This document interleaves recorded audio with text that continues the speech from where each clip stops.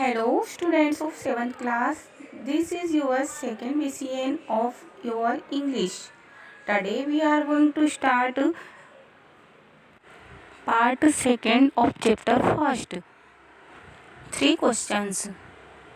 Let us come see. The king turned round and saw a bearded man running toward them. His hands were pressed against his stomach, from which blood was flowing. When he reached the king, he fainted and fell to the ground. The king removed the man's clothing and found a large wound in his stomach. The king washed and covered it with his handkerchief, but the blood would not stop flowing. The king redressed the wound until at last the bleeding stopped. तभी राजा ने पलटकर देखा तो एक दाढ़ी और मूंछों वाला आदमी उनकी ओर दौड़े हुए आ रहा था। अपने हाथों से अपने पेट को जोर से दबा रखा था, से खून निकल रहा था। उसने अपने हाथों से अपने पेट को जोर से इसलिए दबा रखा था ताकि वो अपने खून को बहने से रोक सके, और वह दौड़ता हुआ राजा के पास आया। अब जैसे ही राजा के पास आया वो बेहोश होकर जमीन पर गिर गया। अब उस राजा ने और सन्यासी ने मिलकर उस आदमी के कपड़ों को उतारा और पाया कि उसके पेट में एक बहुत बड़ा सा घाव था। फिर राजा ने उसके घाव को धोया और अच्छे से साफ किया और उसके घाव पर अपने रुमाल से अच्छे से मरहम पट्टी की। लेकिन घाव इतना ज़्यादा था कि रुमाल के बांधने पर भी उसमें से खून बहता ही जा रहा था। फिर राजा ने उस रुमाल को हटाकर उस घाव पर दूसरे कपड़े को लगाया ताकि खून का बहना बंद हो सके। आखिरकार खून का बहना बंद हो गया। The man felt better and asked for something to drink. The king brought fresh water and gave it to him.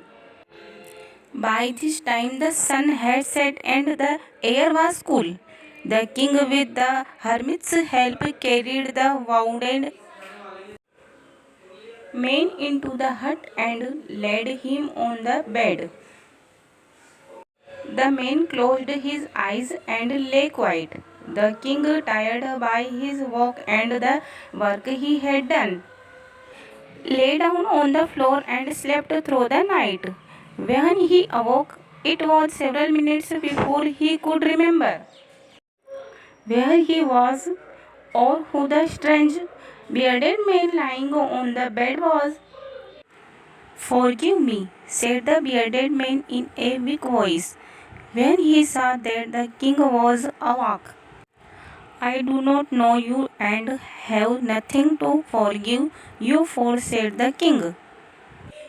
वो आदमी अब थोड़ा अच्छा महसूस कर रहा था। उसने पीने के लिए कुछ मांगा। फिर राजा उसके लिए पानी लेकर आए। उन्होंने आदमी को पीने के लिए पानी दिया। तब तक शाम हो चुकी थी और अंधेरा हो चुका था और हवा भी ठंडी हो चुकी थी। फिर राजा सन्यासी की मदद से उस घायल आदमी को कुटिया के अंदर ले गए और उसे बिस्तर पर लिटा दिया। अब वो जो घायल आदमी था उसे थोड़ा आराम महसूस हुआ। अब फिर उसने अपनी आंखें बंद की और वो सो गया। अब वो राजा काफ़ी थक चुका था क्योंकि सुबह से वह चलकर आया था और पूरे दिन उसने सन्यासी की क्यारियों को खोदने का काम भी किया था, तो वो काफ़ी थक गया था। इसलिए वह ज़मीन पर ही लेट गया और पूरी रात वहीं पर सोते रहा। वह सोकर उठा तो उससे कुछ मिनट पहले ही उसे यह याद आया कि वह कहाँ है और उसके बगल में जो दाढ़ी वाला आदमी लेटा है वो कौन है।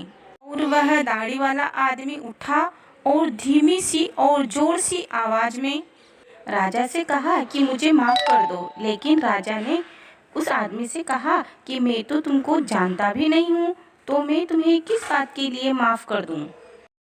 Now next, you do not know me, but I know you. I am that enemy of yours who swore revenge on you, because you put my brother to death and seized my property. I knew You had gone alone to see that hermit, and I made up my mind to kill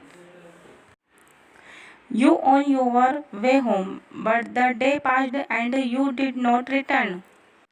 So left my hiding place, and I came upon your bodyguard, who recognized me and wounded me. I escaped from him, but I should have died if you had not dressed my wounds.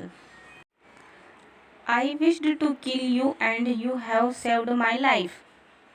Now, if live, I will serve you as your most faithful servant and will order my sons to do the same. Forgive me. आदमी ने कहा कि आप मुझे नहीं जानते हैं, पर मैं आपको जानता हूँ। पर मैं आपका वो दुश्मन हूँ जिसने आपसे बदला लेने के लिए कसम खाई थी, क्योंकि मेरी सारी प्रॉपर्टी यानी कि संपत्ति भी जब्त कर ली, और मुझे यह पता था कि इस सन्यासी से मिलने आप अकेले जाने वाले हैं, इसलिए मैं अपनी पूरी तैयारी के साथ अपने पूरे मन को तैयार करके आपको रास्ते में ही मारने आया था। लेकिन पूरा दिन बीत चुका था और आप वापस भी नहीं आए थे, तो इसलिए मैं हुआ था वहाँ से बाहर आया। लेकिन उसी समय आपके बॉडीगार्ड यानी कि आपके अंगरक्षक से मेरा सामना हो गया, जिन्होंने मुझे पहचान लिया और मुझे घायल कर दिया। मैं उनसे बचकर बाहर निकला, लेकिन अगर आपने मेरे घाव पर मरहम पट्टी नहीं की होती तो शायद मैं मर चुका होता।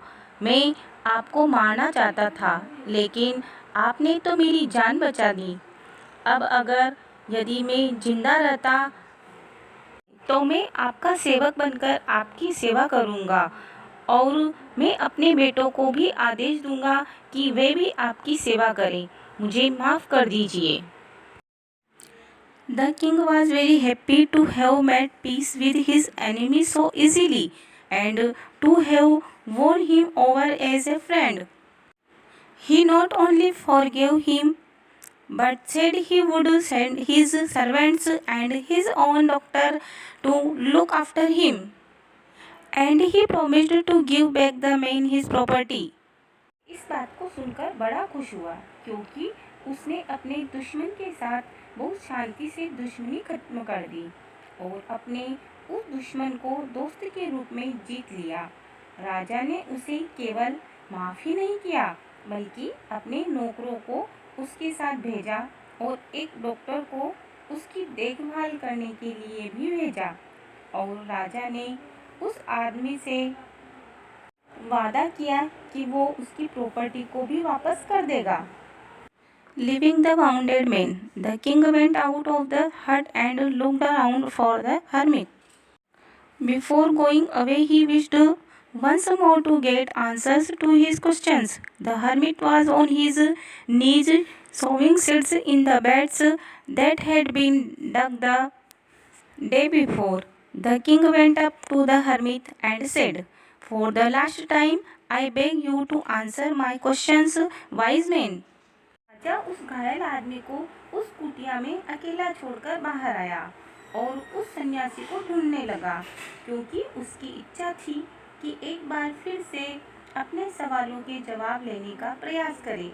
तो वहाँ उसने देखा कि जो सन्यासी था वो अपने घुटनों पर बैठकर बीज डाल रहा था उन कुइयों में, जहाँ एक दिन पहले उसने खुदाई की थी।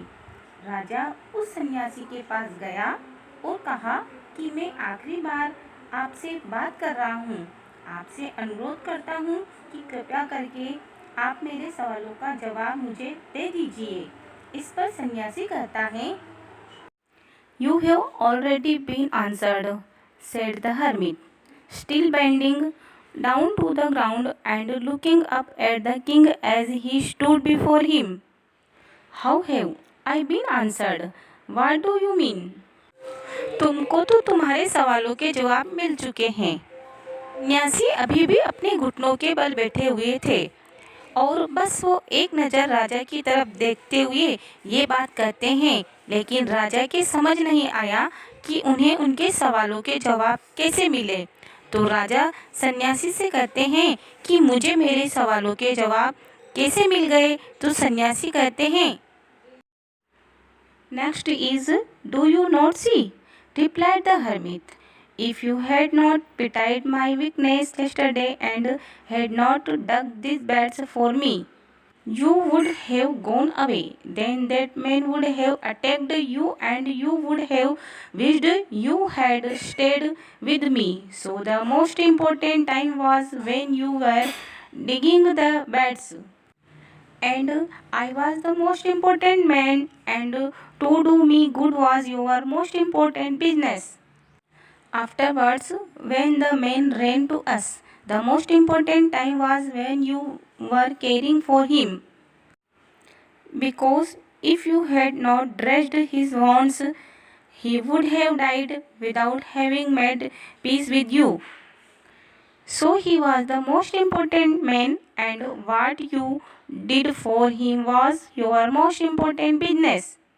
तुमने देखा नहीं कि कल तुमको मेरी कमजोरी पर दया नहीं आई होती और तुमने मेरे बदले में क्यारियों को नहीं खोदा होता तो तुम तो अपने रास्ते चले गए होते और जो तुम्हारा दुश्मन है वो तुम पर आक्रमण कर देता। तब तुम इसके लिए पछताते रहते कि तुम मेरे साथ क्यों नहीं रुके।